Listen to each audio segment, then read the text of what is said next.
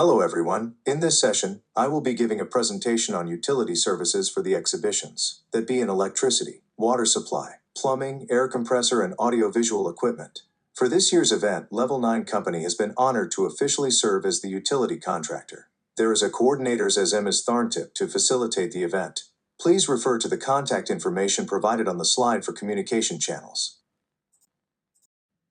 First of all, let me explain the standard booth for the event. It will consist of two tube light 40-watt lamps installed at the back of company nameplate. There will be one power outlet that cannot be used for lighting purposes. Furthermore, I would like to provide additional detail about standard booth as the equipment package is set only for those who have ordered the standard structure, and it must be the same type of structure. The installation location previously mentioned can be changed by submitting an installation plan with the designated locations to the coordinating staff before the installation date.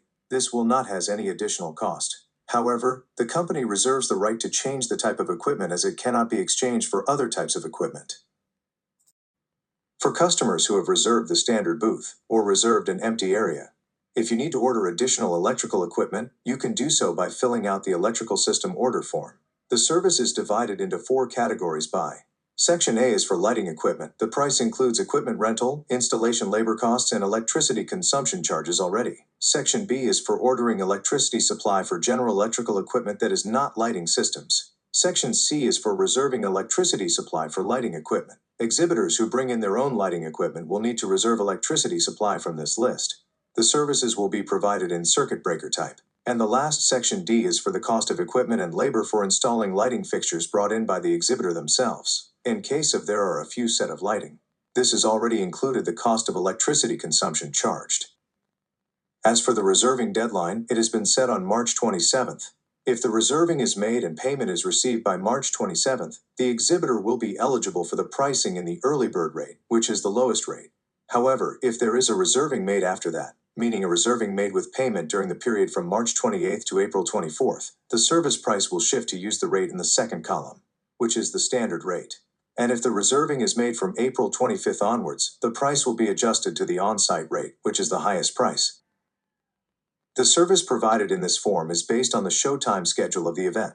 If the exhibitor requires services outside of the event schedule, such as, for example, CCTV or a refrigerator that needs to maintain a specific temperature, that need the power all night, they must mention in the form that they require 24-hour service. Next is about the time for turning on and off the system. On May 11th to 12th, which are the construction days, for the exhibitors who ordered the electrical system for construction, they will be able to use the system according to the time they move in the construction area. On these construction days, the service for the exhibition day will not be available. However, if any exhibitor needs to turn on the system for testing purposes, they can inform the service counter staff starting from 1 p.m. on the last day of construction, which is May 12th. During this period, they can inform without any charge, but if they need to use the electrical system before that, they will need to order the system for construction on a daily basis. On the day of the event, which is from May 13th to 15th, the system will be turned on approximately 60 minutes before the opening of the event and will be turned off approximately 60 minutes after the end of the event. And the dismantling time, the show system will be turned off at 7 p.m. on the last day of the exhibition, which is May 15th. The reserve dismantling service will begin from 7 p.m. to midnight. This slide is an example of an electrical ordering form for setting up and dismantling days. Reservation orders must specify the required usage date. Next is the form for ordering the plumbing system. The services be shown in this form included the cost of water consumption. The provided hose will be approximately 1 meter long. If you require a longer arranged hose, please notify us prior to the installation for efficient workflow. Our services included the option to order the water supply hose, along with the water drainage hose. Additionally, you can reserve the water basin for washing purposes, which will come with the grease trap.